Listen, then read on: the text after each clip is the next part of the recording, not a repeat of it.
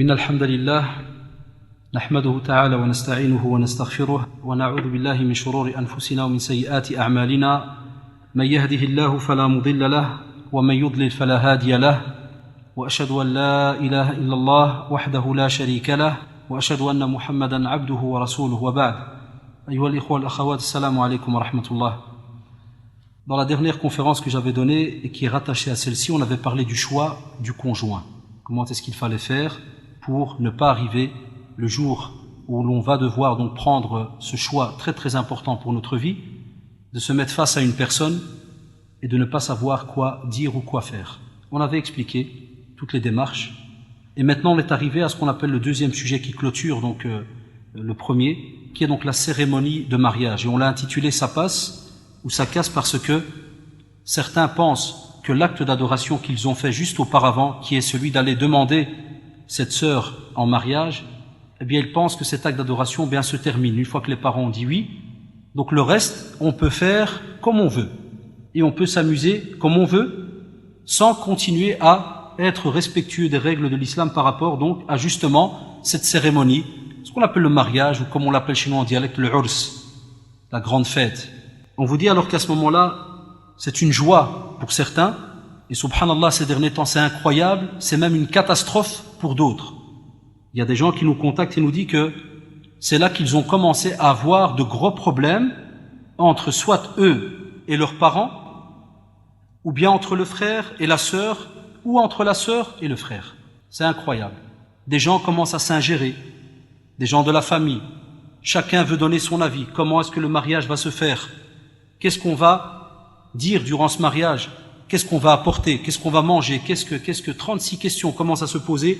Et on remarque alors à ce moment-là que souvent, il arrive que ça se termine par des menaces. Étant donné qu'il y a même des fois des parents alors qui disent que si tu ne fais pas ce mariage comme moi je veux, je ne participe pas.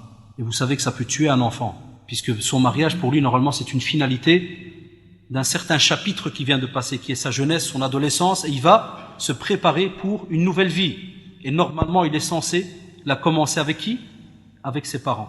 Des fois alors on a des menaces qui s'installent. On a aussi des fois des parents qui vont peut-être profiter parce que le jeune n'a pas assez d'argent et vont lui dire alors si jamais tu veux que je mette de l'argent dans ce mariage, tu aurais alors intérêt à accepter toutes mes demandes. Et comme on a aussi, alhamdoulilah, des fois, des parents qui, jazahumullah, sont assez matures, sont pratiquants, parce que vous allez voir, la pratique c'est pas quelque chose de simple, sont pratiquants et comprennent que c'est un acte d'adoration aussi, ce mariage qu'ils vont faire. Parce qu'ils vont devoir automatiquement le faire de la manière qui va plaire à Allah subhanahu wa ta'ala et qui va aussi dépendre de deux sources, du Coran et de la sunna du prophète sallallahu alayhi wa sallam. On rappelle aussi à certains de nos jeunes qui doivent aussi être souples quand il y a des choses qui ne sont pas, alhamdoulilah, interdites en islam. Et que lorsqu'ils sont comme ça dans un dilemme entre eux et leurs parents par rapport à un choix, ou bien entre eux et leur épouse, ou bien l'épouse et l'époux, s'il y a un sujet où, alhamdoulilah, il n'y a aucun texte qui interdit de faire telle et telle chose, on demande aussi à nos jeunes de ne pas donc tomber dans un genre de dureté qui va faire que cette personne, entre guillemets, va commencer, comme on dit des fois dans le dialecte des jeunes, il va ziyar, à un point où les parents des fois lèvent la main et lui disent alors, tu sais quoi, fais comme tu veux, salam alaikum, on n'a plus rien à voir à faire dans ce mariage. Donc vous aurez remarqué, on ne fait pas un mariage à n'importe quel prix, on ne le fait pas n'importe comment, parce que pour nous, les musulmans, c'est une fierté de terminer le mariage comme il se doit. Et c'est pour cela qu'on vous dit alors à ce moment-là, faites attention aux désaccords qui commencent, puisqu'on a même des gens qui nous appellent, après ce qu'ils appellent chez nous, vous savez bien, il y a des familles, lorsqu'ils font l'aqd, ce contrat de mariage, des fois, le garçon et la fille restent ensemble pendant presque une année avant même de faire le mariage, la grande fête. Et subhanallah, ils s'entendent, des fois à merveille, incroyable. Et le jour où ils doivent discuter du mariage, comment il va être fait, c'est là que tout se casse. Et certains nous appellent pour dire, oui, mais je n'avais que un aqd, ou une fatiha, comme il appelle certains. Comment on fait pour casser ça? Quand tu lui dis Allahu Akbar, tu es marié avec qui? Quelqu'un que tu viens d'apprendre qui ne prie pas ou qui a un gros problème? Au contraire, pourquoi casser? Venez, on discute. Non, c'est à cause de la fête. Elle me casse la tête. Il me casse la tête. Bien, les parents, c'est des vieux, ils comprennent rien. C'est des mubtadi', des innovateurs. Ils savent pas qu'est-ce qui est halal, qu'est-ce qui est haram. Pas de problème, amène-les. On va discuter, Inch'Allah. Non, certains ne veulent plus faire marche arrière. Et je pense pas que c'est une excuse acceptée auprès d'Allah, subhanahu wa ta'ala, quand, au contraire, tu as des gens qui te demandent de venir parler, de discuter, et toi, à ce moment-là, tu coupes court à cause que le programme qui va être fait ne t'arrange pas et que tu ne veux plus alors faire le pas de discuter. On ne te demande pas d'accepter n'importe quoi, on l'a dit. Wallahi, même si ça doit venir de n'importe qui, même des parents. Et les parents doivent le savoir. Les parents, alhamdoulilah, jazahumullah, ils sont au courant de plein de règles, parce qu'ils sont encore plus calés que nous, des fois, dans la religion. Ils écoutent des doros, encore, on va dire, peut-être 2 fois plus que nous, étant donné qu'ils sont souvent à la mosquée. Et ils savent que normalement, on a une règle très très importante. On n'obéit pas à une créature pour désobéir à qui? Au Créateur. C'est pour cela que, chers parents, je l'ai dit hier, qu'on invitait les parents aussi à être présents, pour comprendre des fois la réaction de leur enfant. Parce qu'il y a beaucoup de choses aujourd'hui que nous, les jeunes, on est au courant, et des fois même encore plus pointueux. On va vraiment au fond de certains sujets, parce qu'on a tout entre les mains. Il y a les livres maintenant, on lit l'arabe, tout est traduit, en français aussi. Il y a l'internet. Tu veux une fatwa, tu cliques, wallahi, elle te sort toute prête.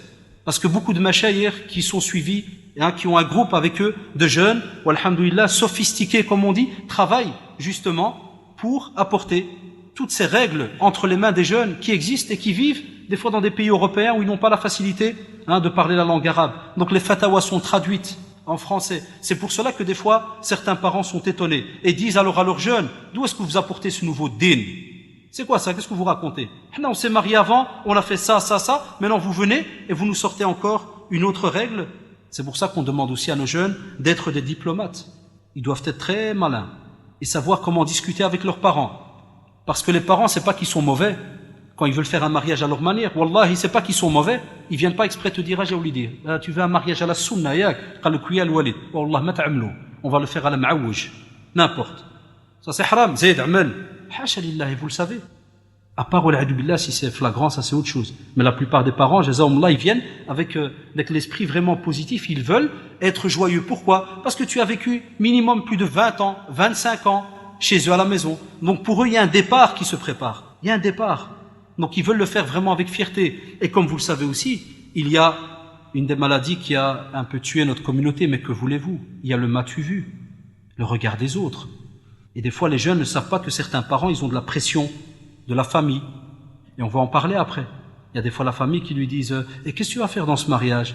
Il dit « Non, il sera à la tariqatillah ou sunnati rasoulih. » Il n'y a pas de problème, on ne va pas le faire à l'église. On a compris. Je te demande autre chose. Qu'est-ce qu'il y aura dedans? Alors quand la personne dit là, Allah, ça sera simple, nakloun, farhou, salam alaikum. Et quoi, c'est un enterrement là? Là, c'est un mariage. Ça ne ressemble pas à un mariage. Alors le père, des fois, il est gêné, la mère est gênée. Beaucoup plus chez les femmes. Et vous le savez, les femmes ont beaucoup plus ce problème du m'as-tu vu? L'aïnin dennas. Quel est le rapport qu'ils vont faire à la fin de ce mariage? Positif, ou bien on envoie à la poubelle? Khalk Flanal s'est marié. C'était pas un urs, ça. Donc aux yeux des gens du quartier, il n'était même pas marié. Il était marié depuis 5 ans. Donc faites attention, ce genre de phrase, Wallah al-Adim, ne doit déranger personne. Toute personne qui est pratiquante, qui a peur d'Allah subhanahu wa ta'ala et respecte ses parents, il ne doit pas normalement regarder ce que les gens vont dire. Mais comme on l'a toujours rappelé dans nos conférences, se rappeler le jour où vous allez mettre votre premier millimètre du corps dans la tombe. Vous serez seul. Sahawlala. Vous serez seul. Personne ne va vous sauver. Ni ta mère, ni ton père, ni la famille, ni toi tu sauveras ta mère ou ton père. Personne. Personne ne sauvera l'un ou l'autre. On est seul dans la tombe. Et on va répondre à tous les actes d'adoration qu'on a fait sur cette terre. Comment est-ce qu'on les a fait? De quelle manière est-ce qu'on les a fait? Je vais rentrer d'abord dans certaines petites règles bien simples pour rappeler à nos frères et sœurs aussi que lorsqu'on veut faire une fête donc de mariage, il est important d'apporter et d'inviter ce qu'on appelle les gens vertueux et aussi de penser aux pauvres. Et il est une interdiction, comme on le voit dans la sunna du prophète sallallahu alayhi wa sallam, de ne choisir que des riches. Et ça, walad-billah, on a un petit problème ces derniers temps quand on le voit dans certains mariages. Des fois, il arrive que même dans certaines salles, t'as un sans-papier ou un pauvre qui passe, et j'ai déjà assisté ça de mes propres yeux. Le gars, il veut rentrer, et le type qui est à l'entrée, là, le videur, il lui fait comprendre, au club, continue ton chemin. Et lui, il crève de faim, il sent la nourriture. À l'âge, pourquoi il pourrait pas rentrer? Si jamais, alhamdoulilah, il a un aspect apparent normal, je parle pas d'un mrouan complètement, ça c'est un autre domaine. Un frère miskin normal, le marhaba bik. Wallah, tu sais même pas si ce gars-là, une doua qu'il pourrait faire durant ce mariage, Allah subhanahu wa ta'ala, il barak sur plein de choses. Tu sais pas. Et c'est pour cela que le prophète sallallahu alayhi wa sallam dit, dans une tradition rapportée par le Bukhari et Muslim, le pire des repas est le fameux repas de noces où l'on n'a invité que les riches, en laissant les pauvres à l'écart. Et celui qui ne répond pas à une invitation aura désobéi à Allah. Parce que certaines personnes se basent souvent sur, on va dire, les gens qui sont à l'aise, qu'on appelle un bel aspect apparent. Il y en a même qui choisissent seulement l'aspect apparent parce qu'il est bien costumé, bien fringué et tout, et il va pas voir si ce gars qui va rentrer va l'embêter dans son programme, va rigoler n'importe comment, va feinter n'importe comment. Il y a eu des problèmes dans certaines fêtes où il faut faire arrêter le gars, il faut le faire taire. Il va commencer à dire n'importe quoi. Certains même alors fument et te demandent devant tout le monde, ouais, donne-moi un cendrier. Toi, t'as préparé un mariage avec un plan qui part à droite, lui il est parti à gauche. Et puis les gens ils commencent alors à se dire, oh là, celui-là, il va ruiner mon mariage. Celui-là, il va faire. Là, on te dit, invite des gens vertueux. Invite aussi des gens qui sont, alhamdoulilah, dans la prédication, invite des savants, d'après leurs moyens aussi. Mais invite des gens qui sont bien aussi. Pour que ces gens-là invoquent Allah subhanahu wa ta'ala dans ton mariage. Invoque Allah subhanahu wa ta'ala pour toi, ton épouse, les enfants que tu auras plus tard, Inch'Allah, et ainsi de suite. Mais, on vous dit, ça ne veut pas dire que les drari, là, comme on les appelle, nous, entre guillemets, il faut aussi les délaisser. Mais qu'il faut bien leur faire comprendre. Quand tu l'invites, chaque jeune, wallahi, chaque jeune connaît les copains d'Yalou. C'est vrai ou pas? Chaque jeune les connaît. Chaque sœur connaît les copines d'Yallah. Quand tu l'invites, tu vas venir à mon mariage, Inch'Allah. Mais je sais que tu es un petit déconneur. Fallah da'alik, c'est une parole, parce que ce que je vais faire là, c'est un examen ultime, très très important pour moi. Ça se passe normalement une fois dans la vie. Alors, Allah da'alik, si tu vas venir, sache qu'il y aura quelqu'un qui va faire une petite kalima. C'est pour ça qu'on invite des gens vertueux. Pour une petite kalima, un petit rappel. Pas qu'il y ait que du blabla dans le vide. Il y en a qui viennent et ils parlent de tout et de rien sur les gens. Donc c'est une jalsa où il y a Jahannam du début jusqu'à la fin. Que le hadra sur le dos des gens. Business, argent. C'est là maintenant, hein, juin, approche, juillet, descente au Maroc.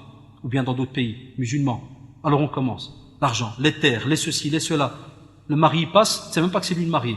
Des fois tu dis à l'autre c'est lui le mari. Ah purée, je l'avais pas vu. Ouais, mais t'es là depuis 6 heures. Parce qu'on n'a même pas pris la peine de parler avec lui. Des fois le mari il est même gêné. Un marié un jour il m'a dit quand j'ai voulu m'asseoir à une table, ils m'ont nié. Et il a rigolé, il m'a dit c'est mon mariage. Ils ont continué à parler entre eux. Il me dit j'ai regardé, je me suis levé, j'étais à la deuxième, blabla, troisième. Il m'a dit comme un pigeon, je tournais dans la salle. J'étais crevé, il me dit à la fin. Puis ça tue, tu trouves le mari assis tout seul dans un coin. Avec 2-3 drari. Là, au contraire. Parce que les gens vertueux, ils vont aller vers ce marier plutôt, ils vont lui parler, ils vont invoquer Allah pour lui, ils vont aussi faire un petit conseil, ils vont faire une petite kalima, et ainsi de suite. Ça rapporte un bien immense pour, donc, ce mariage. Lorsqu'on a dit tout à l'heure répondre à l'invitation, j'ai cité la deuxième partie de la tradition, j'ai dit celui qui ne répond pas à une invitation aura désobéi à Allah et à son messager, sallallahu alayhi wa sallam. On vous dit aussi, faites attention. Quand vous êtes invité, faites votre possible pour y aller. À part quand quelqu'un il a un cas de force majeure. Fatigue, malade ou autre, on essaie de prévenir si on arrive ou pas.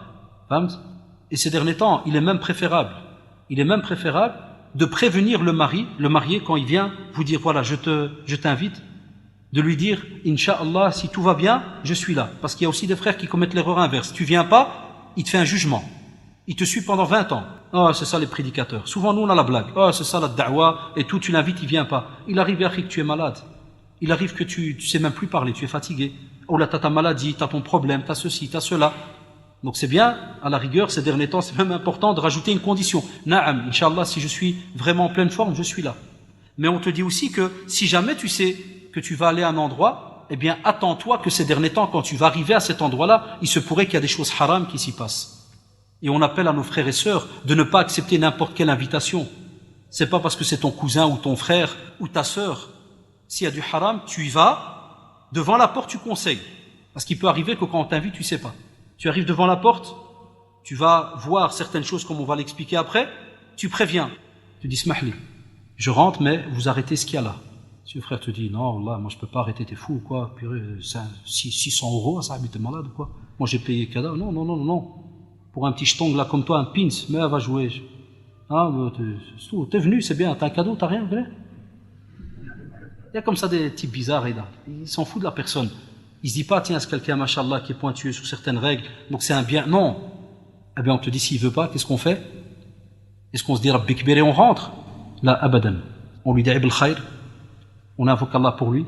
On lui laisse le conseil en lui disant, Taqillah, c'est un acte d'adoration que tu es en train de faire là. Fais attention. Ce qui est à l'intérieur est haram, on ne peut pas le faire. Et puis à ce moment-là, sans faire le fitna comme font certains, sans commencer à gueuler dans la rue ou quoi que ce soit, abadan, wallahi. Ni tu cries, ni rien du tout. Salam alaikum, jazakumullah, et tu rebrousses chemin. Et si jamais tu es invité et que le frère te prévient, parce que ces derniers temps, il y a une drôle de mode. Il y a des frères, il vient te prévenir, il te fait un beau sourire pendant qu'il t'invite. Et il te fait, mais il y aura shteh et de la musique. Il te fait un sourire comme ça. Comme pour dire, ouais, Boulahia, alors tu viens pas? Hein? Et des fois, tu regardes certains comme ça d'un air, comme pour dire, Tabarakallah alik. Mashallah. Hein? C'est quoi ce genre de remarque? Non. Si le frère te le dit, reste cool. Ou si la sœur te le dit, reste très cool. Et dis-lui, Jazakallah, tu veux pas changer d'avis, donc ça sera comme ça? Non, moi je peux pas. Ma pratique, je parle de ceux qui ont notre conviction. Non, je ne peux pas participer. Enfin, Jazakallah, Allah yabarak lak, Inch'Allah, ou fais ton possible. Essaye quand même de changer d'avis d'ici ton mariage. Wallah, conseille-le, c'est un bien pour toi, et ainsi de suite. Il veut accepter, fabihi wa ni'ma. Alors préviens-le, si jamais tu changes d'avis, Wallahi, rappelle-le-moi, je viendrai même à 4 pattes s'il faut. Parce que, mashallah, tu as combattu Shaytan à un point où tu as changé ton programme. Wallahi, je viendrai si jamais je suis pas malade ou plié en deux à la maison. Sinon, je viens. Ça, c'est important. Parce qu'on va te dire que le jour du jugement dernier, vous êtes au courant, on sera questionné sur notre jeunesse, et parmi les questions qu'on aura sur notre jeunesse, le temps qu'on a passé. Et parmi les temps que tu as passés, il y a ceux que tu as passés dans une salle de fête pendant 6 heures, 7 heures, 8 heures d'affilée à entendre le haram wa l'a'idhu billah. Tes oreilles seront questionnées. Ils vont même te balancer, plutôt. Ils vont te balancer tes oreilles, ils auront entendu du haram. Je ne parle pas de ceux qui ont, alhamdulillah, chacun, comme on dit, là, sa conviction. Mais moi, je ne parle pas de ceux qui se disent halal, musique, tout le reste, comme on va le voir, à l'aise. Ça, ils sont libres, chacun il fait ce qu'il veut. Ici, on ne parle pas de chacun qui fait ce qu'il veut, on parle de celui qui est musulman, qui est conscient par rapport à certaines règles bien précises dans la religion. Eh bien, il se dit, je vais aller voir qu'est-ce qu'il y a dans la sunna du prophète, sallallahu alayhi wa sallam, comme on va le voir tout à l'heure. Et c'est pour cela que, pourquoi on vous dit de conseiller? Parce que le musulman, il lui est obligé durant sa vie de conseiller son frère musulman, de lui demander conseil. Et il est aussi obligé de le conseiller, de lui demander, de lui dire, agis, fais attention à ceci ou cela, rappelle-lui, pour pas que le jour du jugement dernier, il te dise alors, tu es venu, tu savais que j'allais faire quelque chose de haram et t'as rien dit. C'est pour ça qu'on vous dit là, spécialement, il n'y a pas de pitié. Il ne faut pas dire, oh, je vais pas lui casser le moral, comme il m'a dit, je vais lui faire la poisse, je vais déjà commencer à lui dire haram, haram, haram, alors qu'il est content, il va se marier et tout. Là, Wallah, tu lui fais un plaisir. Dis-lui s'il y a quelque chose qu'il va faire et que tu le sais, qui est pas bien. Troisième conseil, faire attention, et là c'est vraiment le sujet donc d'aujourd'hui, de ne pas transgresser certaines lois d'Allah subhanahu wa ta'ala. Et je vais donc vous citer plus ou moins 17 points. Il y a beaucoup, en vérité il y a plus. Quand j'ai commencé à préparer la conférence, j'ai été d'abord voir aussi mes anciens copains qui étaient dans un autre monde, il y a quelques années, le monde de la nuit, le monde des vraies fêtes, pas les fêtes de chez nous, les petits barbichons, c'est mortel. Non, les vraies fêtes, là où il y a de l'ambiance comme on dit. Donc j'ai été chercher après eux, pour leur dire, vous êtes repentis, mais on a besoin de vous pour certaines informations. Comment est-ce que ça se passait? Comment vous avez fait? Ou bien comment ça se passe dans le domaine des jeunes aujourd'hui? On m'a raconté, wallahi, de tout et de rien. Tkhlat. On n'a jamais, nous, été dans un mariage de fou. Mais tkhlat. Je me suis dit, Allahu Akbar. Mais j'ai fait un rapprochement, et vous le verrez à la conclusion. J'ai fait un rapprochement avec justement certains couples qui viennent chez nous, au bureau ici, quand on travaille, nous, dans le social, et qui viennent nous dire, notre mariage a cassé après 2 semaines, 3 semaines. Maintenant, j'ai compris pourquoi. Parce que tout a commencé au début avec 0. Aucun rattachement à Allah subhanahu wa ta'ala. Que du n'importe quoi. Alors il s'étonne qu'après ce mariage ne donne rien du tout. C'est normal, parce que tu as délaissé Allah subhanahu wa ta'ala. C'est comme si tu lui as dit, Ya Allah, je ne t'invite pas à mon mariage. Je te reconnais quand je ne suis pas encore dans le mariage, oui, je prie 5 prières, je fais ceci et cela, mais dès qu'il s'agit de mon mariage, stop, je ne t'invite pas. Parce que ça n'arrange pas notre manière de voir les choses. Premier point, pour se marier, on commence automatiquement par les habits. J'ai été étonné d'entendre que certains, par exemple jeunes, vont acheter jusqu'à minimum 800 € un costume. Parce que qui vient de Armani. Enam, c'est un Armani, c'est un boss. Et un boss, tu ne le payes pas 50 €. Hein. La sœur, ça peut monter des fois minimum, des fois même 800 € en location. En location, pour le mettre 4 heures, 5 heures, pour hial un peu devant les frères et tout. Et encore, c'est à peine si on te remarque. Il y a tellement de copies ces derniers temps, tu n'arrives même plus à faire la différence. Mais mouhim, ça fait un peu le hial. Tiens, le beau costume, ouais, c'est Armani, hein, t'as remarqué et tout. Hein. 800 €, parti, dans le rih. Des sœurs qui vont aussi louer des fois, ou bien acheter, minimum, plus ou moins, dans les 750 €, par exemple, une robe de mariée. Et il y en a qui le louent des fois entre 300 et 400 €. Et on va arriver, quand on va parler de Ziana et compagnie, tout ce qu'ils amènent des fois comme habillement et tout le reste, vous allez voir des sommes comme 300, ça devient des fois x2 et x3. Donc ils n'ont même pas encore commencé la fête, il y a déjà un déficit de 800 € chez le mec, sur lequel on va être questionné.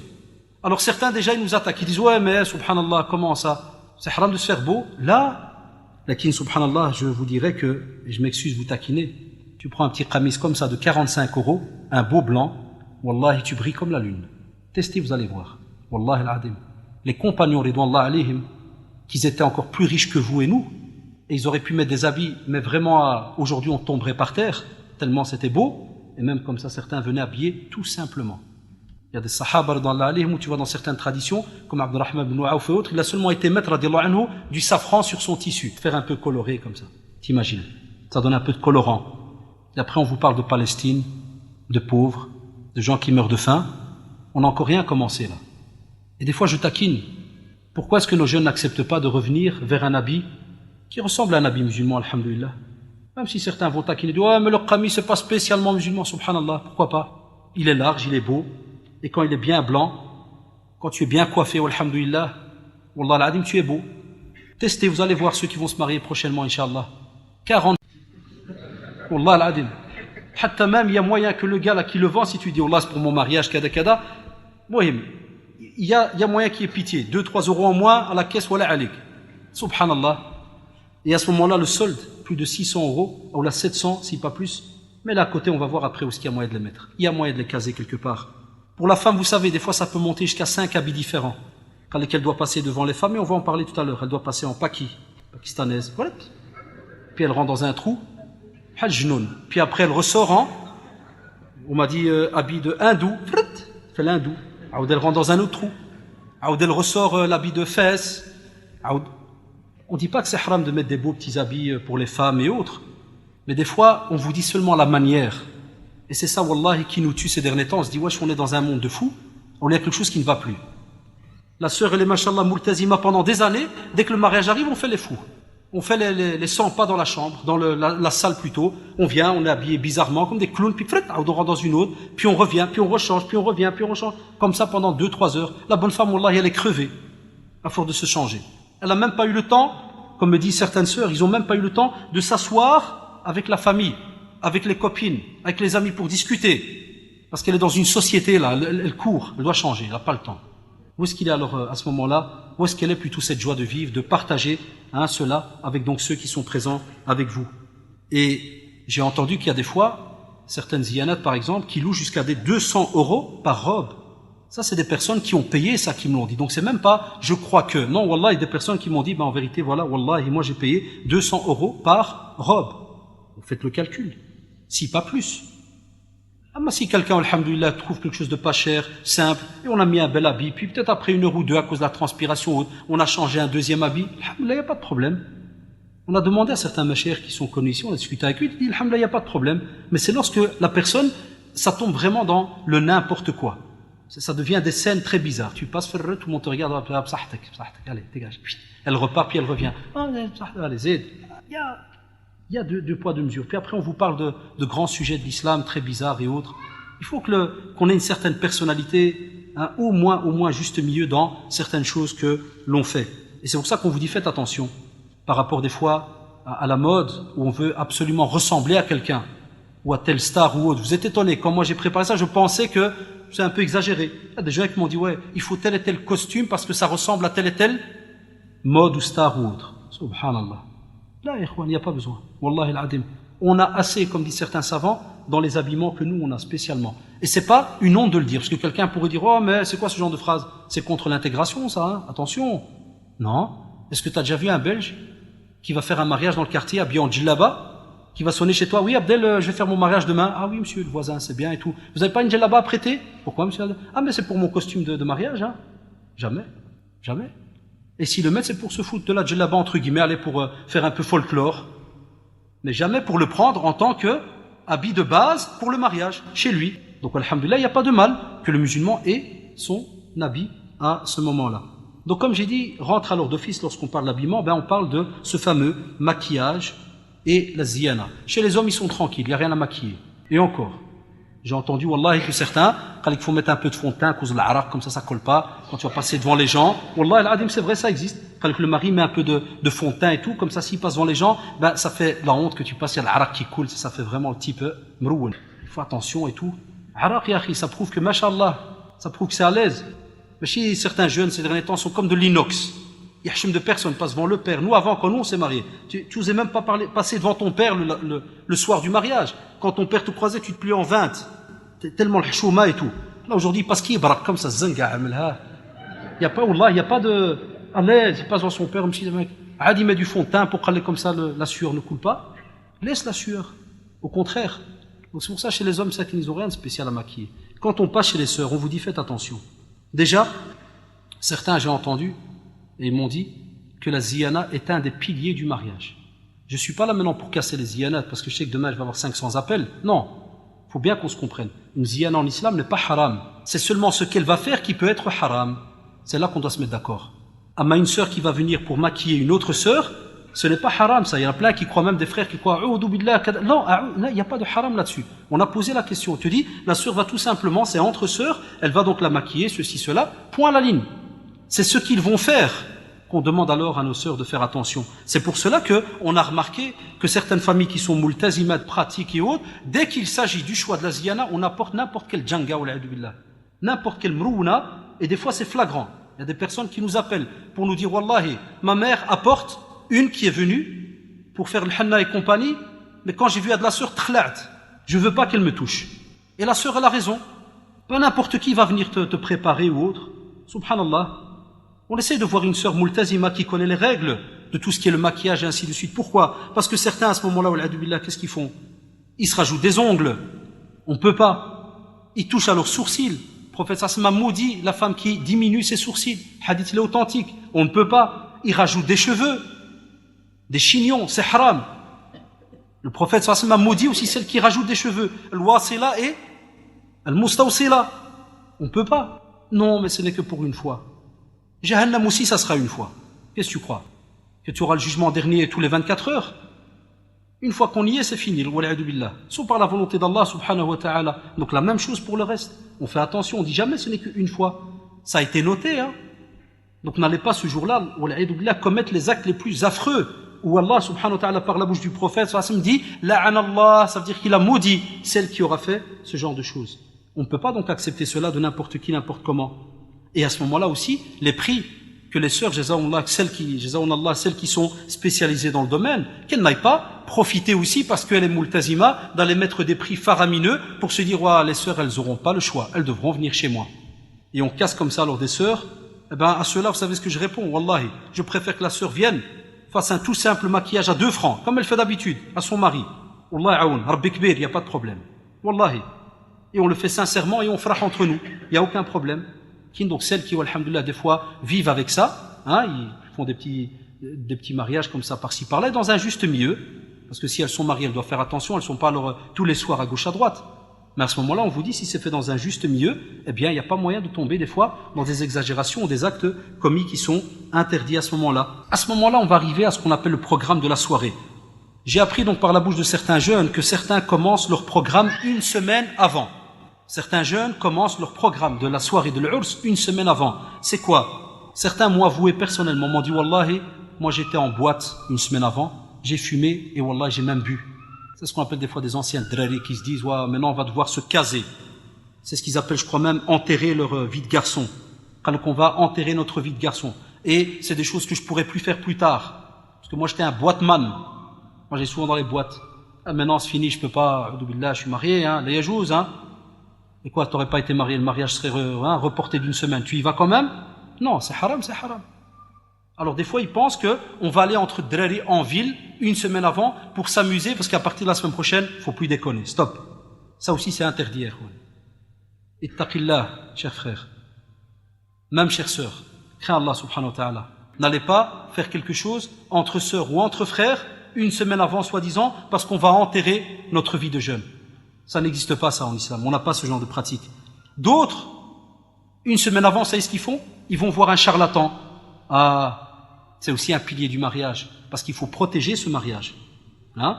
Il faut mettre quelques protections. Il faut mettre des petits roses par-ci, par-là. Parce qu'il y a l'aynin d'nas, hein? Il y a les yeux. Les poisseux qui vont vous envoyer des sorts. T'aurais dit que t'es en train de participer au mariage de Dragon Ball. Vous connaissez Dragon Ball, là? Wallah, tu crois qu'il va participer à son mariage, dessin animé. Met plein de petits roses autour de son lit, autour de ceci, de cela, les vieilles qui s'amènent, qui mettent du sel en bas, du riz au-dessus. Pour cramer Satan, dès qu'il s'amène, il y a un bouclier spatial qui va se mettre et Satan il s'arrête, il touche pas le lit. C'est quoi ces histoires, Yahwan? Et vous savez que ça existe. Il y en a qui ont été croyants jusque la veille de leur mariage, puis ils sont tombés dans un des plus grands péchés, qui est un shirk billah, qui est d'aller chez un charlatan, un frais pour faire un hrouz, un petit papier qu'on va mettre pour protéger ce qu'on appelle la première nuit. Faites attention, Allah alaikum. Il n'y a pas mieux de venir à la maison, de préparer toi-même ton appartement. Prépare ton appartement avec ta future épouse. Faites la poussière, faites kada, ce qu'il faut, personne rentre, il n'y a pas besoin. Tranquille. Ou bien avec ta mère, kada, si alhamdoulilah, tu sais que les parents sont tranquilles de ce côté-là, ils n'ont pas ce côté, de petits hrouz, de papier, de ceci ou cela. Viens, chacun nettoie, tranquille. Mais il n'y a pas, comme j'ai entendu, des mères qui disent au type, tu sais quoi, Roj Muddar, va faire un tour, on va s'occuper de ta maison. Allah que ça fait peur. Vous allez vous occuper à l'âge, qu'est-ce qu'il y a, les khanza à la maison ou quoi? J'habite là depuis 1 an. Qu'est-ce qu'il y a de spécial maintenant? Pourquoi je ne peux pas rester présent? Fais-le avec ton épouse, la belle-mère, alhamdoulilah, tous les gens qui ne sont pas haram pour toi, fais-le avec eux, et on nettoie, et tu aides, kada, ceci, cela. Comme ça, alhamdoulilah, ton cœur, il est mutma'in, il est apaisé, tranquille, en sécurité, il n'y a pas de problème. Donc faites attention. Alors qu'on a, et vous le savez, le Coran et la Sunna, c'est eux qui crament Satan, billah. C'est eux qui le crament. On fait les invocations qui sont connues dans la Sunna du prophète, sallallahu alayhi wa sallam. Il y a le petit livre très connu, la citadelle du musulman. Il y a plein d'invocations. Il y a même le moyen, par exemple, s'il y a un ami part à Médine, de lui demander d'apporter ce qu'on appelle les dates, qui s'appellent les ajwa, les dates de Médine, et on peut, par exemple, pendant minimum, par exemple, 1 semaine, chaque matin, à jeun, prendre cette date, les manger. C'est aussi une genre de protection, alhamdoulilah, de la Sunna, tranquille, pas de problème. Au lieu d'aller chez des charlatans, vous savez qu'à ce moment-là, tu as mécru en ce que le prophète sallallahu alayhi wa sallam a reçu, d'après la tradition. Faqad kafara bima unzila ala Muhammad, celui qui a été chez un kahin ou un arraf, comme il est mis dans la tradition authentique. On ne peut pas, ya ikhwan. Le seul qui te protège, c'est Allah subhanahu wa ta'ala. Pendant la cérémonie. Maintenant la cérémonie doit commencer. Premier problème qui arrive dans certains couples, qu'est-ce qu'on choisit? La salle, la maison ou la mosquée? Avec la mosquée, c'est la honte. On va aller dans une mosquée. Pas besoin. La maison, c'est trop petit. Il reste la salle. Moi, je dis aux frères et sœurs, et d'après certaines fatawa, wallahi, comme j'ai lu par exemple Cheikh Ibn Baz rahimahullah et autres, il te dit, wallahi, normalement, ce qui fait plaisir, il n'y a pas mieux quand ça se fait par exemple dans la maison. Soit ta maison, ou bien la maison de tes beaux-parents. Parce que ça fait vraiment un esprit de famille, tout le monde est là. Mais on comprend que des fois, comme il dit, si jamais il y a trop de monde, ça peut arriver, ma chère, il dit, si jamais il y a trop de monde, tu as une grande famille, et que ta maison, subhanallah, elle est petite, na'am, c'est bien, mais on espérerait à ce moment-là, wallahi, de passer alors par la mosquée. S'il y a une mosquée qui a une salle de fête, moi je préfère, wallahi, que quelqu'un va louer la salle de fête d'une mosquée que d'aller dans une simple salle. Et puis on fait au fur et à mesure. Mais des fois, certains n'aiment pas la mosquée, vous savez pourquoi? Parce qu'ils savent, comme vous allez le voir après, qu'il va y avoir de la déconnade, la soirée va être longue, le programme est bizarre, et ce programme ne passe pas dans une mosquée. On va être embêté. Et il ne passe pas aussi des fois à la maison, parce que les parents, ils restent là. Hatta même ton père, s'il est fatigué, il va monter à l'étage dormir, mais il va entendre des choses. Alors certains, ils préfèrent la salle. Comme ça, si padre, le pachar et la machar, ils sont fatigués, qu'est-ce qu'on va leur faire? Va à la maison. Mon grand frère va te raccompagner. Vas-y, Al-Walid, va dormir. Na'am. Parce qu'il va être un frein peut-être, pour ce qui va se passer au la'adu billah. C'est là qu'on coupe les têtes alors. Là, tout le monde se réveille. On vous dit, faites attention. Choisissez un endroit très très important, parce que au moins, vous allez avoir la possibilité que, par exemple, si vous le faites à la mosquée, les gens qui prient, on les prévient. Ya ikhwan, on fait le mariage, marhaba bikoum, par exemple. Tu l'as fait à la maison, il y a les voisins, un cadre, ceci. Donc, il y a moyen de trouver. Et pour les salles, comme on l'a dit, c'est bien, c'est pas interdit. Personne ne va vous haram ça. Là, qu'il y a aussi un problème des fois de prix. Des fois, et là, on appelle les responsables de salles, jazahumullah, ils ont offert un service qui manque ces derniers temps. Mais on leur dit, jazakumullah, faites attention au prix. Ne cassez pas certaines familles parce que ça rapporte. Des fois, il y a des salles minimum, donc des fois les plus simples, c'est des 20 000 francs belges, 500 €. Et ça monte 800, 1000, 1500 €, comme j'ai entendu, si pas plus. Si pas plus. Donc là, c'est une entrée immense d'argent pour le propriétaire. Là, qu'il le gars, là, m'skin qui est mhassal, il fait comment? Et ça, c'est parce qu'on n'a plus de solidarité dans nos familles. Il y a des rues, il y a des quartiers où il y a 4-5 maisons, il n'y a que des musulmans. Et ils n'arrivent même pas à se prêter des appartements ou bien des étages. Et il y a moyen de le faire. Mais c'est pour ça, alors nous, on a tout délocalisé, on met ça dans des salles, et puis tu as plein de gens, des fois ils savent pas venir ou autre, et c'est très protocolaire, il y a tout un système. Ça, je comprendrais si jamais on les bloquait. Naam. Alhamdoulilah, faut pas que les jeunes soient gênés de les faire dans la maison de leur père. Des fois, il y a des gens qui me disent, ouais, mais padre, il a une maison de 1900, je sais pas quoi, là. Même les murs sont jaunes. Je fais pas Mariage de quoi, moi, de... Hein? Tout est en jaune, là, bizarre. L'ancien papier peint, n'a jamais changé. Ah, subhanallah, quand tu as grandi dans cette maison, tu trouvais pas qu'elle était jaune. Hein? Tu étais à l'aise. Mais parce que c'est ton mariage, là, ton père et ta mère, ils tapent la honte. La maison, quand elle est trop vieille. Ah, c'est une fierté pour les parents. Wallah al-adim, c'est une fierté. Ils courent dans les étages, ils montent, ils descendent et autres. C'est une fierté. Donc ne négligez pas aussi ce côté-là. Aussi, lorsqu'on cherche la salle ou autre, ou la maison, il y a une nouvelle mode, c'est un peu normal. Certains cherchent aussi les serveuses et les servantes. Les serveurs ou adek. Serveuses et les serveurs. C'est quoi les serveuses? C'est avec un petit groupe, une petite société de sœurs qui vont par exemple venir pour déposer les plats, ramasser, nettoyer, kada. Et chez les frères, ils ont aussi la même chose ces derniers temps. On vous dit pas que c'est haram. Lakin c'est une preuve aussi de nouveau flagrante que dans notre communauté il n'y a plus de solidarité. Nous, nos mariages à nous, toute la famille est rentrée dedans, tout le monde, tous les cousins t'appellent. Qu'est-ce que tu as besoin? Toi, tu t'occupes de l'étage numéro 1, toi tu t'occupes de l'étage numéro 2. Les copains, ils te supplient, il n'y a pas de travail, hein, frère. Il n'y a pas de quoi aider. Allahu Akbar. T'as même trop. C'est ça un mariage, tout le monde participe. Là, on fait des mariages ces derniers temps de radins, de joie, de paresseux à crever. Personne ne doit bouger. Tout le monde est arous. Tout le monde est assis comme ça, tiré 3 pinces. Personne ne bouge. Même le serveur doit te lever la main pour te la laver. Verse. Alors, on ne participe pas avec nos familles. Pourquoi on n'aide pas dans nos familles? Et c'est ce qui a fait que maintenant tous ces nouveaux petits métiers apparaissent. Et là, ça casque. C'est de l'argent aussi tout cela. Et on demande aussi quand on va, si jamais on est bloqué, qu'on n'a pas le choix et qu'on va apporter par exemple des serveurs ou des serveuses, on demande aussi de faire attention quel style c'est. Et alhamdoulilah, jusque maintenant, on nous dit qu'il n'y a pas de problème. On ne va pas venir en mini-jupe ou autre, ou bien décolleté. Non, on est dans un mariage donc musulman. Ça veut dire que même si quelqu'un doit servir, doit être au moins attaché aux règles de l'aura, par exemple, ce qui peut apparaître ou pas d'une femme. C'est la même chose pour, même si c'est quelqu'un d'externe qui vient pour aider dans ton mariage, tu es en droit de faire des conditions. Ah, vous n'avez pas ça, jazakumullah, il n'y a pas de problème, salam alaikum. Et je vous conseille en islam, kada, de dire à vos serveuses que c'est important, elles sont musulmanes, na'am, eh bien, qu'elles doivent s'habiller décemment et ainsi de suite.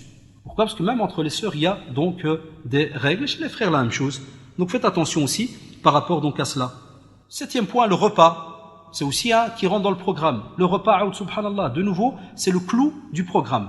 Certains arrivent à se battre à cause du repas. Soit on a des gens qui exagèrent trop, c'est-à-dire qu'ils vous font des fois 4 à 5 plats, 2-3 salades différentes. Et à la fin, que font les invités, spécialement en Belgique? Parce que les meilleurs mariages, c'est au Maroc. Tu déposes un plat, tout part, même le plat. Et na'am, parce que jazaoumullah, wallah, là, ils viennent, tabarakallah, ils qassarent avec toi, tu es fier. Tu sors du mariage, tu dis, tabarakallah, tout le monde a vraiment bien mangé. Ici, c'est des mariages de petman. C'est-à-dire, il s'assit et puis la cuisse, parce que c'est mou. C'est pas qu'il fait un trou. L'autre, il fait un petit trou par là. L'autre, il prend une hummessa ou là, une noix. L'autre, il prend un cadavre, puis il te regarde. Puis quand tu dis, pourquoi tu manges pas? Poisson. Poisson, vieux. Tu crois qu'il va m'arnaquer avec son poulet à 2 francs, là? Poisson. Poisson. Puis quand il dépose le poisson, puis l'autre, il lui fait, attention, il y a encore paella et tout, pastella, je sais pas comment il l'appelle. Ah oui, il y a pastella. Stop. Allez, frêle. Et ça, je l'ai vu de mes yeux avec des jeunes, hein. Soit tu manges, soit tu arrêtes de jouer. Ne va pas trouer une pastilla rien que pour, comme on dit la face, pour pas dire un autre mot. La trouer pour la trouer. Alash. Donc à nos parents de faire attention. Parce qu'il y a une petite polémique des fois entre les parents et les jeunes. Les parents, ils ont peur que les invités vont dire, regarde moi c'est radin, ils ont mis que un plat.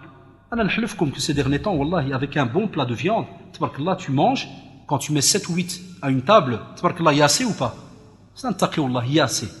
Et on sait que, et ça c'est des proches qui travaillent à Bruxelles Propreté, ils me l'ont dit. Ils m'ont dit des fois quand ils viennent prendre des poubelles près de certaines salles de fête, il y a des sacs entiers, c'est vrai ou pas les frères? Il y en a qui travaillent là-dedans. Il y a des sacs entiers de nourriture, de pain, de viande, des sacs entiers.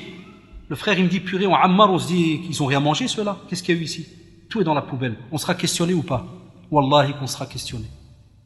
Et non, on sera questionné là-dessus. Donc faites attention. Ah, maintenant on va arriver à l'ambiance. Ah, il faut. Certains doivent choisir qui va mettre de l'ambiance. Une des modes répandues, c'est la mode qu'on appelle les DJ. Et ça, j'ai été dégoûté, mais à la kulihal, qu'on retrouve soit chez des hommes, soit des DJ chez les femmes. DJ, celui-là qui va s'occuper de table de mixage, musique, qui va s'excefalik. C'est-à-dire qu'il va auto-inviter Shaitan à ton mariage, même si tu l'as pas invité. C'est lui qui va lui dire, marhaba, c'est moi qui t'invite. Tu viens à mon nom, tu montes ta carte, t'as pas besoin, tu rentres. C'est moi qui te dis marhaba bik. Personne ne va te parler, ils ont besoin de moi. Sans moi, le mariage, il est nul. Il sera mort.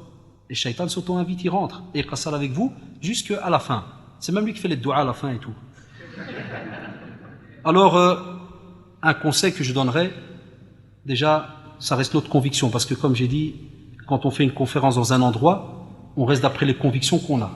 Chacun pense ce qu'il veut. Nous, on vous donne ce que nous, on est convaincus, amam Allah. Et wallahi, avec alhamdoulilah, tout le petit peu qu'on a appris, si wallahi en islam, hatta al-kibar al-mashaykh nous le disent. Ils le disent. Ils disent que si jamais il y a quelque chose qui est halal, est-ce qu'on est en droit de l'interdire, ikhwan? Billah alaikum. On ne peut pas. On ne peut pas haram ce que Allah subhanahu wa ta'ala a rendu licite. Donc si on vous dit que telle chose est haram, c'est parce qu'on la club de tous les côtés. Sinon, quel est le bénéfice qu'on a, nous, billah, c'est grave d'aller haram quelque chose qui est halal, jamais on n'oserait le faire. Certains s'appellent DJ Mohammed, DJ Momo. Je lui dirai à ce frère, taqillah, change de nom, appelle-toi Toto, Lakhroto, appelle-toi ce que tu veux, mais ne salis pas le nom du prophète sallallahu alayhi wa sallam. Ne salis pas le nom du prophète sallallahu alayhi wa sallam. Et naam, DJ Fatih, alias Fatima, pour les intimes. Ne salis pas le nom de Fatima radiallahu anha. Ne salis aucun nom qui est, alhamdoulilah, aimé par Allah et son prophète. Ne salue personne. Donne-toi un nom de tordu comme tu veux. Wallah, choisis ce que tu veux, tu es libre. Mais laisse tomber le nom du prophète, sallallahu alayhi wa sallam, le nom de Sahaba et ainsi de suite. Et de la famille du prophète, laisse, ne touche pas à cela. Ça, c'est un des conseils qu'on pourrait donner. Ad'af al-iman, après le fait que la musique, elle est haram. C'est tout ce qu'on peut leur dire de plus. Et il y en a, comme vous le savez, qui payent de l'argent à cela. Sans compter les nouvelles modes qui est, je rentre pas dans, je vous en passe les détails. Hein? On vous dit à ce moment-là que ils ont ce qu'on appelle la soirée, les partager en 3 ou 4 parties. Il y a d'abord la partie arabe, avec Rai, et puis la partie R&B, parce qu'il faut aussi un peu d'R&B, de soul. Il faut un peu bouger, les gars. Vous avez l'air trop mort, trop mou. Parce que la partie arabe, elle peut un peu apaiser. Ça te rappelle la période andalou, qui nous a fait gagner l'Andalousie, alhamdoulilah. Hein? Elle te rappelle cette période-là. Donc, après cela, il faut un peu sortir du passé et bouger, être actif dans la société. Et le Coran, on verra après. Il y a moyen de le caser dans le programme. Le Coran, il y a moyen de trouver une petite place. Ce n'est que le Coran. C'est un mec qui va venir chantonner pendant 5 minutes, puis aller au club. Il faut même des drellis, j'ai entendu, ils m'ont dit qu'ils sont repentis, mais ça qui me dit, ouais, Allah, même, on trouvait lourd, quand des fois dans un mariage, il y avait de l'ambiance, le mari disait, les gars, on va pas ailleurs, hein, il serait temps qu'on mette un peu de dîne purée, les gars. Hein. Alors tu vois un petit boule qui rentre tout gêné devant tout le monde, ça va. Puis il commence à lire, là, parce qu'il a l'araq et tout, il tremblote, avec le kraya, il oublie, puis après il doit quitter la salle. C'est quoi ces histoires? Hein? On a honte même de faire lire du Coran, de l'écouter. On a été très bas des fois. Il ne faut pas s'étonner du reste. Après cela, on vous dit que certains m'ont avoué qu'au début du programme, on se retient. Pourquoi? Parce qu'il y a les vieux. Et un jeune m'a dit, Wallah, vous savez ce qu'on faisait? On disait aux mariés, dépose la nourriture parce que les vieux, ils sont connus. Dès qu'ils mangent, ils partent tous. Alors ils déposent vite la nourriture. Comme par hasard, à 10 heures, ils sont déjà déposés. Ah, mashallah alaikum. C'est nouveau ça. Ah, d'après le gars, il dit à cette drelli quand il passe entre les tables, les gars, la soirée elle commence, hein, patientez, hein. Manger mais patientez. Ça aussi c'est grave. Normalement c'est les padres, c'est que les pères et tout qui doivent aussi invoquer Allah subhanahu wa ta'ala pour toi. Il y a dans des salihin, il y a d'autres jeunes, mashallah, qui pratiquent et autres. Ne fais pas, cher frère, chère sœur, 2 programmes dans ton mariage. Il doit être un seul programme, religieux du début jusqu'à la fin, Allah alaikum. Pas 2 programmes. Et puis à ce moment-là, qu'est-ce qu'on vous dit? On reste alors pour la deuxième partie, des fois jusqu'à des 3-4 heures du matin. Je vous en passe, je vous parle même pas de la prière, vous avez remarqué. Il y en a qui arrivent à la salle à 8 heures du soir, pas de prière. Jusqu'au cortège, on va y arriver à 5 heures du matin. Ni maghrib, ni isha, ni fjr. Puis les drari se disent à la fin, Wallah barak, hein, qu'Allah il te protège, hein. Ouais. Pour cette deuxième partie, certains invitent spécialement ce qu'on appelle des flambeurs. Les drari qui m'ont dit ça, ils invitent des flambeurs, ça veut dire des drari qui vont mettre l'ambiance, qui feinteurs, kada et tout. Ceux qui sont très rapides à la shteh, dès qu'ils entendent le premier son de musique, ils se lèvent, ils sont déjà debout. Et on m'a avoué, wallahi, que même chez les sœurs, il y a ça. Certaines qui sont spécialisées pour monter direct sur la table.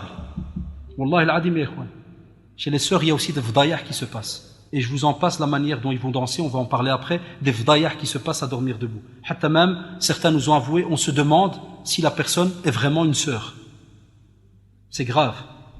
Pire encore, quand on vous dit que des fois, la sœur arrive, elle va avoir son petit voile, hein, sur le porte-manteau, dans la salle, et puis elle va s'asseoir, elle va faire la folle, la djanga, s'attacher au plafond, puis quand elle termine, les sœurs, salam alaikum, puis elle remet son petit voile et elle sort. Allahu Akbar. Oh là, d'où ça vient ça? D'où ça vient cette nouvelle mode? Je ne vais pas vous refaire un cours sur le voile. Le voile, wallah, il a une spécificité, mais c'est incroyable, hein? Ça te suit de A à Z. Pas que donc dès que tu arrives à la salle, c'est fini, c'est plus la voilée, Allah aoun. Non. Les savants, comme par exemple Cheikh Al-Fawzan, Hafidahullah, il a donné une fatwa spécialement, par exemple, il a été questionné sur la danse. Et Hafidahullah, il a dit quand ça reste vraiment, donc c'est halal, il a dit il n'y a pas de problème, mais quand ça reste vraiment dans des limites, mais vraiment, quand tu lis la fatwa, tu sens que ils sont là, et même Cheikh Al-Uthaymin, rahimahullah, regardez, il dit dans une fatwa, il dit, j'ai dit oui au début, et après ce qu'on m'a raconté par après, qu'est-ce qui se passe dans certaines fêtes, je préfère retirer ma fatwa. Allahu Akbar. Rahimahumullah. Parce que ne croyez pas qu'en Arabie on danse pas aussi, on danse dans le monde entier. L'être humain, tu l'allumes en 2 secondes. S'il craint pas Allah, tu l'allumes en 2 secondes, il te fait l'ajaïb ou le gharaïb. Et puis, des frères qui se lèvent, comme font des fois les sœurs, dansent du ventre, commencent à bouger exprès derrière, poitrine et autres. Vraiment des danses décadentes, wallahu billah. Wallahi al-adim. Et des frères qui commencent à imiter même les sœurs. Des frères qui se lèvent. Une fois, je me suis levé, je suis parti, parce que je dis au frère Ajia, tu t'appelles comment? Il m'a dit Abdel, je suis sorti. Le mec s'est levé, il a demandé au type, au marié, t'as pas une dra? Qu'est-ce qu'il va faire avec? Il a mis la tizzer, il a commencé à faire danse du ventre. C'est pour ça que je l'ai appelé, toi, Jismahli, t'appelles comment? Après, certains font même entrer l'épouse chez les hommes. Ou bien l'époux rentre chez les femmes. Et puis il vient de divorcer après 1 mois. Pourquoi? Parce que le mec, quand il est rentré chez les femmes, qu'est-ce qu'il s'est dit? Oh purée, la mocheté que j'ai pris. Wayo. Apparemment il y a mieux. Ah ouais, parce qu'il est devant qui? Il est devant qui? Billah alaykoum ya ikhwan, il est devant qui? Il est devant minimum 300 à 400 femmes maquillées, la plupart des fois même sans voile, habillées, je vous dis pas. La akroche là, qu'est-ce qui lui paraît alors à ce moment-là? 1 an qu'il est déjà avec elle. Et wallah, ils nous l'ont avoué, ils viennent chez nous au bureau, ils nous l'avouent. Il dit, Anna, depuis mon mariage, je suis mrouine. Je suis désolé, je ne veux pas vivre avec elle. Ya akhi, taqillah, non, muhim. Subhanallah. Et toi, quel est l'homme? Celui-là qui n'a aucune fierté vis-à-vis de son épouse, la rentre entre les mecs, tout le monde la regarde. De quoi on a l'air? Il faut faire attention, il y a des règles. Femmes, il y a des règles et tout, donc on fait notre possible de rester dans les limites, alhamdulillah. On ne rentre pas l'un chez l'autre, chacun il est de son côté, ils font leur mariage et autres. Mais qui ne mouchki de ce côté-là? Alhamdulillah, tu n'as même pas besoin d'aller voir la femme des autres. Tu n'as pas besoin. D'autres doivent rentrer pour absolument couper le gâteau ensemble. D'autres, ils doivent rentrer absolument pour mettre la bague. D'autres, ils doivent rentrer pour je ne sais quoi. 36 trucs. Il va, il vient. Et les femmes sont là. Ça aussi, on vous dit, faites attention. Ce n'est pas des pratiques qu'on a dans la sunna, qui ne sont pas connues dans la sunna. Vous pouvez aller chercher où vous voulez. Vient aussi les chants. On a parlé tout à l'heure, la musique, mais il y a aussi, à la musulmane, il y a ce qu'on appelle un anashid. Et ça, le conseil qu'on donne, ça c'est celui que nous, on donne, qu'on transmet. Comme j'ai dit, certains, je l'ai mis dans la conférence, certains divergent. Ils disent, ouais, mais même chez les hommes, on peut. L'avis qu'on donne, chez les hommes, il est connu de la sunna même, au temps du prophète, sallallahu alayhi wa sallam. Il n'y a aucun hadith qui dit les hommes étaient assis et faisaient des chants entre eux, chantonnaient comme ça, tous ensemble, avec des bendir et ainsi de suite. Femmes. On vous dit ce qui était connu, c'était chez les femmes. Et ce qu'on appelle le douf. C'est pas tabal. Tabal, c'est quand il est fermé des 2 côtés. Mais le douf, qui est connu dans les traditions prophétiques, c'est le grand là qui est ouvert et pas de fil. Parce qu'en islam, les fils, tout ce qui est percussion, tu rentres dans le haram à ce moment-là. Tu imites d'office les autres instruments qu'emploient d'autres pour la musique. Donc il y a des règles. Et ça, c'est des règles spécialement aussi que les sœurs qui font l'anachid, par exemple, doivent savoir. On ne prend pas n'importe quel instrument. Elles doivent contacter les savants pour voir qu'est-ce qu'on a le droit d'apporter comme instrument. C'est important de voir ça aussi. C'est une question qui doit être posée. Parce que tu vas faire un acte pendant des heures et peut-être pendant des semaines. Donc tu dois savoir ce que tu fais. C'est important de demander. Tu vas peut-être gagner de l'argent là-dessus. Est-ce que cet argent est halal, haram? Il faut demander. Cet argent, tu vas le rentrer à la maison. Tes enfants vont en manger, ton mari et autres. Donc c'est très très important. Sinon on a peur de la tradition qui te dit que tu viens, tu invoques, alors que ta boisson est haram, ton habit est haram, tout est haram. Comment tu veux qu'Allah exauce, subhanahu wa ta'ala, ton invocation? Faites attention aussi par rapport à cela. C'est très très important. Donc on dit à ce moment-là que chez les hommes, beaucoup de savants disent c'est important de faire attention à tout ce qui est donc cette musique, il n'y a pas. Et on vous dit c'est bien d'apporter quelqu'un qui lit le Coran, un autre qui va faire une petite kalima, quelqu'un peut réciter des poésies. Ça, c'est ce que nous, on a peur devant Allah subhanahu wa ta'ala. Et comme j'ai dit, celui qui a notre avis, wallahi, il fait ce qu'il veut. Pour pas qu'on dise, ah, c'est quoi? Non, chacun fait ce qu'il veut. On est là, on transmet ce que nous, on est convaincus ici. Et chacun fait comme il veut, on l'a dit. Il n'y a aucun problème de ce côté-là. Faites attention, d'autres ramènent des synthétiseurs, des violons. Ça, c'est à la mode maintenant, ces derniers temps, des mariages à la violon et compagnie. Masha'Allah. Et je vous en passe les détails, wallahi. C'est pour cela qu'on vous dit, de craindre aussi Allah subhanahu wa ta'ala par rapport aux paroles qui sont employées. Il y en a qui font, il y a des sœurs qui font l'anachid et ils font pas attention des fois aux paroles. Elles sont sincères des fois, wallahi, des fois il y a des groupes très tranquilles, impeccables, mais des fois il arrive qu'ils ne font pas attention. Donc ça serait bien de passer par quelqu'un, même une autre sœur qui est calée en langue arabe, fiddin, et qu'elle lise un peu avec les chants que vous allez faire, pour voir si il n'y a pas des fois des petites kalimas sans que tu le remarques, c'est du shirk. Tu le remarques pas, tu as invoqué quelqu'un, sans que tu le remarques. Donc c'est bien d'aller poser la question par rapport à cela, et comme on l'a dit, faites attention aussi par rapport au prix, parce qu'il y a des sœurs qui savent que, comme il n'y a pas le choix pour certaines, il faut apporter des sœurs, et pas de la musique. À ce moment-là, les sœurs, qu'est-ce qu'ils font? Ils montent le prix. Et des fois, on a des parents, qu'Allah les guide, quand ils ne sont pas convaincus que la musique est haram. Il y a des mères qui m'ont eu au téléphone, elle m'a dit « Eh ouais, il a quelle musique à 500 €? Ou dès que l'ikat'amil musique, c'est ma copine. Et ouais, sa copine, t'as 500 €. Et ouais, si elle est une bonne musulmane, t'as yimmaha. Qu'elle obéit à sa mère alors. Puisque même l'autre, c'est 500 €. C'est vrai, donc il faut un juste milieu. Pour pas des fois laisser certains. Au début, il te dit, vas-y, fais ce que tu veux, mais si jamais tu amènes des fois les mêmes prix hautes, ben la personne peut te dire, eh ben, je prends n'importe qui. Puisque c'est quand même le même prix. Au contraire, c'est pas ça qu'il faut voir. Et les sœurs qui font l'anachid dans les mariages, qu'Allah subhanahu wa ta'ala les récompense, parce qu'elles ont fermé, wallahi, une grande porte. Elles ont fermé une grande porte. Qui est que beaucoup de familles avant, c'était mettre de la musique et puis on verra. Certains mettaient même les cassettes. Mais des cassettes et puis il y a un fond d'ambiance pendant 5-6 heures d'affilée. Enfin, au moins, ces sœurs ont fermé cette porte. Mais on espère que ça reste dans un juste milieu, bien équilibré, qu'elles ne délaissent pas aussi leur famille, et ainsi de suite. Ça doit quand même être structuré. La danse, je l'ai dit, j'ai quand même préféré le coller tout à l'heure. Mais la danse, comme je vous ai dit, chacun, des fois, fait ce qu'il veut, comme il veut, et ça en islam on n'a pas. Hatta ahad al-mashayikh disait que des fois, à peine si on accepte que par exemple les hommes, si jamais ils vont se lever danser, comme il se passe des fois dans certains pays arabes, où des fois ils soulèvent un peu leurs épaules. C'est des danses d'hommes, de virilité, il montre certains aspects. Et encore, il disait ça, et il dit, c'est tout ce que je peux limiter. Imaginez-vous. Ah, ça que tu te lèves, tu commences à te dandiner comme un serpent. Et où est-ce qu'elle est la personnalité à ce moment-là du musulman, quand tu sors de là? Puis 2 minutes après, il faut saller Allahu Akbar. Ça colle pas. Allahu alam, je peux me tromper. Wallah, ma ça colle. Avec ce que tu viens de faire il y a 10 minutes. Ça, c'est important à voir. Passe le sujet très controversé, même entre les savants. Les photos. Caméra, il y en a, tu te crois avec la RTB. Tu as des caméramans, la RTB, le type il est là, on voit, il suit, partout il va. Là, le conseil qu'on donne, même s'il y a divergence, Anna, ça reste mon avis, Wallah, faites-en ce que vous voulez. Anna, ce que je conseille aux frères et sœurs, délaissez toutes ces histoires. Dernièrement, je me suis occupé d'un cas, Wallah, d'un frère qui a divorcé, normalement, je crois qu'il l'a fait. C'est tout bête. Quand je dis tout bête, en vérité pas, mais vous allez voir le pourquoi. Ils sont venus à 2. Le type, il pleurait. Il me dit, qu'est-ce qu'il y a eu? Donc, ils ont pris des photos de la mariée, Kada, donc son épouse, à l'aise, dans la fête. Non, c'est dans une pièce en privé, personne va voir, personne. Et Mskina, l'épouse a dignité, elle les a mis dans un tiroir. Un jour, il y avait un copain, lui, à la maison. Il est venu lui rendre visite. Et le type, qu'est-ce qu'il y a eu? Le type, il va chez sa femme à la cuisine pour prendre sinia, comme on dit. Et Mskin, le petit, est tout content. Il a été là, ouvert le tiroir, il a pris la photo de sa mère, et il a été chez le copain de son père. Il a dit, Ammou, tchoufoumé. C'est tout. Le père, il a lâché signe. Ouais, elle était en petit décolleté, maquillée, tout ce que tu veux. Le mec, il m'a dit, Anna, c'est tout. Il me dit, je suis bloqué. Mskina, elle était là, le supplie. Il dit, ça arrive. Ouais, le type, il me dit, je suis bloqué. Je l'ai suivi pendant plusieurs jours. Je sais pas ce qu'il a fait. Lui, il disait, non, c'est tout, j'arrête tout. Taïb. Je peux comprendre. On peut dire, ouais, c'est une erreur, c'est arrivé. Stop, taqillah, tu vas pas, là, faut divorcer. Mais regardez l'être humain, comment il est. Ça, oulala. Il a aussi sa petite fierté bizarre. Alors, nous, maintenant, dans notre boulot, quand on entend toutes ces histoires, des fois, il y en a qui croient que tout le monde craint Allah subhanahu wa ta'ala. T'imagines un jour si ton mec là, il pète un câble et il prend la cassette du mariage, il la passe.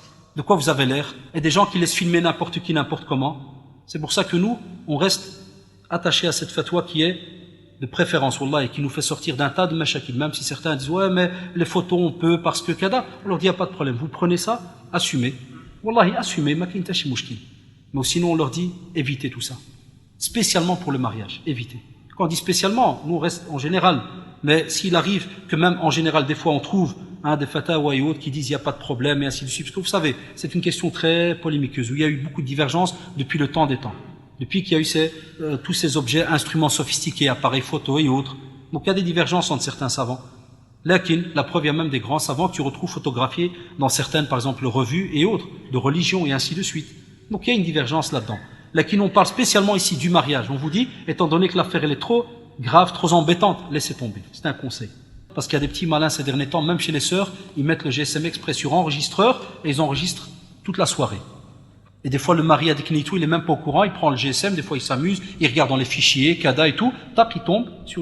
C'est pour ça que j'ai même dit à une sœur dernièrement au téléphone qui m'a demandé, m'a dit, cher frère, est-ce qu'il y a des conseils pour le mariage? J'ai un peu conseillé comme un peu, j'ai dit mais non, et j'ai dit à la personne, et rajoutez à l'entrée chez vous, mettez un papier A3 avec GSM barré.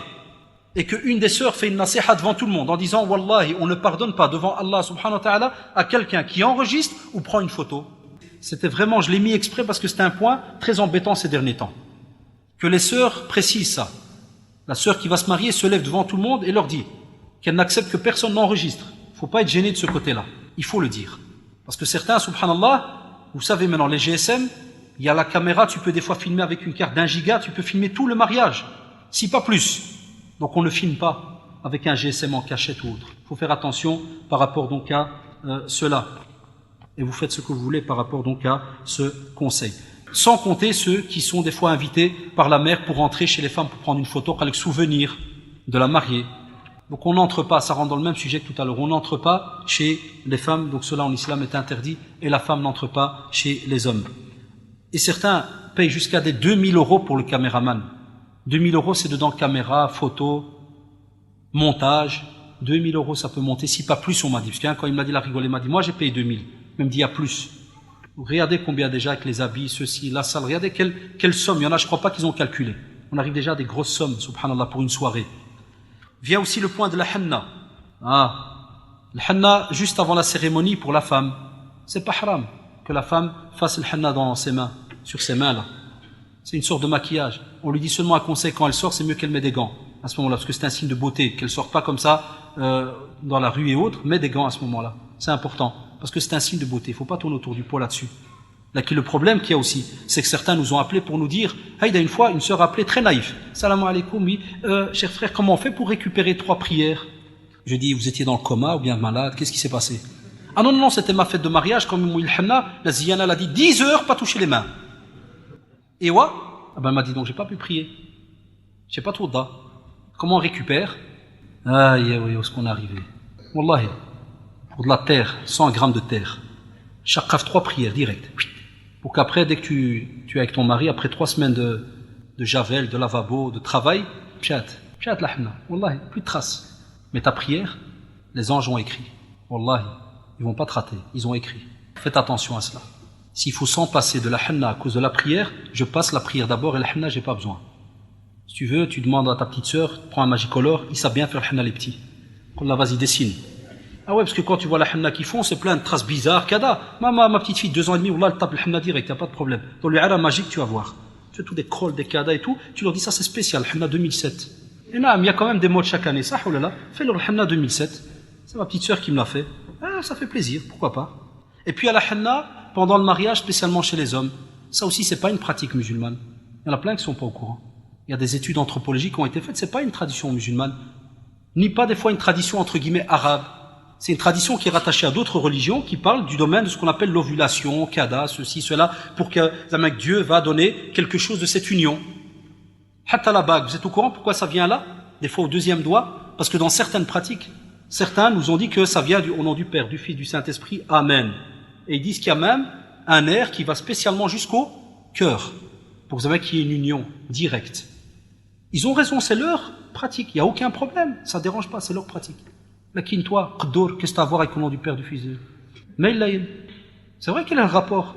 Et même dans la henna, il y a des parents, et ça je fais un appel aux parents, ils doivent faire attention, parce qu'il y a des parents, ils apportent des petits vieux, qui vont faire la henna à la marocaine. Alors qu'est-ce qui commence? On a appelé Sidna Bilal. Vous connaissez ce genre de chanson à la Darija, Aïtnan Sidna Bilal, ils appellent tous les compagnons radiallahu anhum. Ça c'est du shirk, wallahi al-adim. Une fois je l'ai dit à un mariage, j'ai ami. Pendant qu'ils étaient en train de le faire, je l'ai appelé. Il dit, chouf, moi je vais devoir partir. Kalima maintenant, je dis stop. Je dis, qu'est-ce qu'il est en train d'appeler Bilal radiallahu anhu? Ashki Aïtnan Bilal radiallahu anhu. Khalik Aïtnan Bilal. Les mecs comprennent même pas la phrase. Tous mal. Il est en train de le mettre dans le. بصح ما كاين مشكل المهم تعير دابا على واحد جمله واحد هذا الشيء peut pas dire ouais c'est une bête phrase qui est passée, c'est pas bon. Pourquoi est-ce qu'on fait semblant de rien? Donc ça, il n'y a pas besoin, oulaïdou billah, là-dedans. Certains même rajoutent chez certains hommes, on m'a dit, ils mettent un bracelet spécialement pour le henna. Parce que soi-disant, ça fait partir les mauvais yeux, les vampires. Wallah, comme ça, il m'a dit, un jeune m'a dit, ouais, nous, chez nous, dans notre contrée, quand on fait le henna, on rajoute aussi un bracelet. Des fois, il m'a dit en argent. Parce que ça repousse absolument, et ça fait, encore Dragon Ball, il revient souvent, hein. Certains, ils disent obligatoire, il faut des bougies. T'as les deux jeunes qui sont debout, deux frères avec deux bougies, comme ça. Et chaque fois, ça coule sur ces doigts, il dit naqaz, il dit skram, Pourquoi est-ce que nous, on est spécialistes dans le monde de la complication de la vie? Wallahi. Un autre même, il est tellement mkhaché à garde mariée, la bougie, elle tombe sur le char de l'autre. Je vois un qui, Wallah, ça s'est passé. Un, il m'a dit, une fois, on a cramé un, wahd ruine, il y a eu dans le mariage, un, il court par là. Wallah, pourquoi? Le cortège, et j'arrive à la fin. Ça, c'est un des plus gros problèmes, hier. Je ne sais pas comment on peut l'expliquer, je ne sais pas comment est-ce qu'on pourra vous faire passer le message, mais on n'imagine pas les dégâts que ça cause. Wallahi. C'est pour ça la question que je pose. Est-ce que c'est un acte d'adoration? Parce que chez certains, c'est un pilier sine qua non du mariage. Si tu n'as pas été... Avant, il fallait aller jusqu'à l'atonium pour mettre un cachet. Sinon ton mariage, il est bidon. Wallahi. Il est nul et non avenu. Tu n'as pas été à l'atonium. Film chito. Il y a des jeunes qui doivent des fois harab avec leur épouse. Je vous aurais raconté des histoires, mais à la kulli hal. Il y en a qui ont même douar. Certains, ils m'ont dit, Wallah, on a douar la famille. On leur a dit, ouais, on va apporter Inch'Allah, une Charan ou bien une BM. Elle sera noire. Et le copain, il a appelé une autre BM noire. 2 BM. Puis alors, tu vois, les shikamas de la famille qui sont devant la porte, qui attendent le cortège, ils voient la BM qui arrive et tout. Puis le mec, il sort de l'autre côté de la salle, ils montent dans l'autre BM, puis il part à la maison. Toute la famille attend le cortège. Attends jusque demain. C'est pas une pratique musulmane, ça. Parce que, n'oubliez pas une chose. Certains, je vous cache pas, se tapent des salles avec limousine. Il y a un frère qui m'a dit, il a payé jusqu'à 16 000 €. Le total, la salle plus la limousine, chauffeur, plus la nourriture, le total, il est monté jusqu'à 16 000 €. Et on va parler après d'où vient l'argent. Vous verrez. Donc la limousine, c'est de l'argent. Ne croyez pas qu'ils viennent vous la donner gratuit. Et billah Ali, qu'est-ce que dans la sunna, t'imagines, toi qui es rattaché à la sunna du prophète, sallallahu alayhi wa sallam, venir avec une limousine de 30 mètres et me dire, je suis sunni pour le m'as-tu vu? Et puis tu klaxonnes, mais qu'est-ce qu'on en a ciré ton mariage? Moi, pourquoi tu viens me déranger dans ma rue? Que je regarde par la fenêtre, continue ton chemin. Est-ce que les gens, ils ont oublié qu'il y a l'invocation de celui sur qui tu as commis une injustice? Est-ce que tu as pensé à ceux que tu bloques dans la file, ceux que tu déranges qui sont malades, qui dorment, ceux qui sont bloqués derrière toi, qui doivent peut-être aller au travail, qui travaillent la nuit? Wallah, il y en a qui vous maudissent. Wallah al-adim. Il y en a qui nous l'avouent. Ils te disent, Wallah, je l'ai jusqu'à ce qu'ils rentrent à droite et moi je vais tout droit. Je leur dis, Allah yafra'akum wa ya'malkum. On y pense ou on n'y pense pas? Moi, je croyais que c'était une pratique qui était vieille. Maintenant, Wallah, ils sont encore là, t'es ta'lash. Et ils imaginent même pas que quand tu t'arrêtes à un feu rouge et tu es là, tous les gens qui se retournent, les premiers qui vont voir, c'est qui? Ta femme. Et les bonnes femmes verront ton mari. C'est ça la fierté qu'on a? On est illogique. Wallahi. On est illogique. Certains, pire encore, des filles qui sortent des voitures, des fenêtres. Le jour, j'étais avec des frères, ils sont témoins, en voiture, t'es gêné. Wallahi al-adim, t'es gêné. Nos sœurs, propre viande à nous. Elles sortent tous des décapotables, elles sortent des fenêtres. Les garçons, tout le monde qui bave là, on était à l'arrêt, on les regarde, tout le monde qui regarde vers les filles, chacun qui appelle celle-là. C'est ça un mariage musulman? Hatta j'ai dit à un frère, mais il m'a dit change la phrase. J'avais mis Anna, moi j'avais dit j'espère, puis il m'a dit taqillah, tu peux pas espérer ça. Après j'ai dit bon c'est vrai. J'ai dit mais wallahi, il se pourrait qu'on attende d'abord qu'un jour, dans une rue il y a 2 bandes, qu'une sœur qui soit sortie de la fenêtre glisse, tombe de la voiture et qu'un camion passe et il la pète. Alors les gens, qu'est-ce qu'ils vont dire? Stop les gars, oulala, purée, les cortèges on les fait, mais à l'intérieur. Et moi j'avais dit j'espère. Le frère m'a dit taqillah, dis pas ça. Mais je lui dis écoute, chez nous, chez le Mgharba, ça marche comme ça. Il faut d'abord qu'il y en ait un qui se pète pour que les autres y comprennent. Donc je préfère qu'un jour il y en ait un qui tombe, qu'on écrabouille, puis on va dire a'oudou billah. Revenez dans les voitures les gars. Comme avec les poules. Tu vois la grippe aviaire. On a mis toutes les poules à l'intérieur. À cause de quoi? De la grippe aviaire. Dès que la grippe aviaire passe, toutes les poules sont sorties. On nous fait la même chose. Toutes les filles sont dans les maisons. Dès qu'il y a un cortège, kharaj les têtes des voitures. Et wal'adou billah, il y en a qui dansent. Il y en a avec des voitures, toit ouvrant, ouvert. Tu sais, comme les anciens kamikazes, là, tu sais, dans certains films qui attaquent de l'armée, là. Sort avec la mitraillette derrière, assis comme ça. Tony Montana, lui, avec la caméra, là. Filme le cortège. Et si tu me filmes, là, je suis avec ma femme, qu'est-ce qu'on fait? Alors je te pète toi et ta voiture. Je te suis, je te lâche pas. Toi, tu vas croire que je suis dans ton cortège. Et les gars, il y a un boulahia avec nous dans le cortège. Ah, vas-y, accélère, tu vas voir. Ah non, tu as filmé mon épouse, Akhi, tu peux pas. Tu m'as demandé. Une fois, j'ai fait le signe à un. Je dis, qu'est-ce que tu es en train de faire? Je dis, Mara, vas-y, plie-toi en 2. Qu'est-ce que tu es en train de filmer l'autre? Non, ni foi ni loi, pas de problème. Le plaisir, c'est tout ce qui passe. Le reste, on verra après. Et pour terminer, le crédit et les dettes. Et bien après avoir fait un beau petit mariage, comme je viens de vous le décrire, on va faire les calculs, les comptes.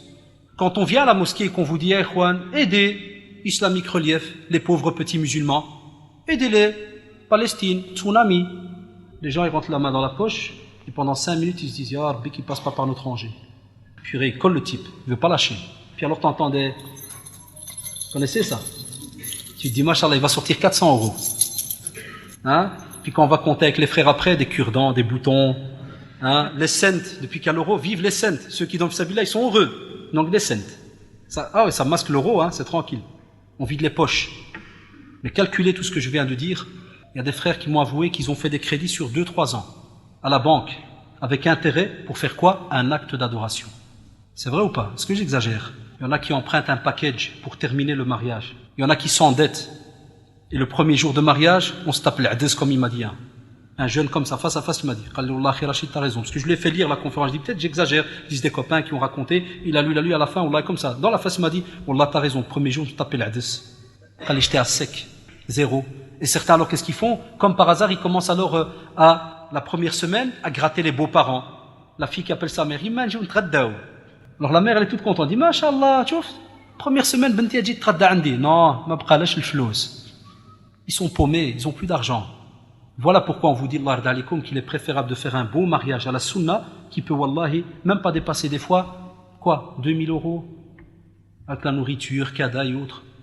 Et il y a moyen, parce que des frères l'ont fait, alhamdulillah. Et tout le reste, que les frères donnent, font des cadeaux. Il y a un des frères, Zawallah, Allah Mustafa, il me rappelait, il me dit, il y en a même maintenant qui mettent des cartes de visite en disant, apportez de l'argent. Là, j'ai pas voulu en parler parce que je me suis dit, ça devient n'importe quoi. Il y en a qui mettent, venez, mais apportez avec vous quelque chose. C'est comme si le gars, il te prévient déjà à l'avance. Il dira, je suis, Allah, tu vas venir, tu vas t'amuser, tu vas manger, là, Wallah, et demain, pense à moi. J'ai rien. Il me reste plus rien. Et il y en a même qui m'ont avoué, ils m'ont dit, on a fait le premier crédit, mais on n'arrivait pas à s'en tirer. J'ai perdu mon travail, j'ai dû refaire un deuxième crédit avec le nom de mon frère. C'est ça la vie de couple. C'est comme ça qu'on commence cet acte d'adoration. Donc le résultat, Allah d'alikum, et la conclusion, on peut paraître embêtant. Je sais que c'est une conférence, il faut être honnête. J'ai parlé de beaucoup de choses négatives. Certains doivent même se dire, purée, est-ce qu'il parlait de comment s'enterrer ou bien comment se marier? C'est vrai, quelqu'un pourrait se dire, de quoi il parlait celui-là, d'un mariage, Allah. Et non, c'est un mariage.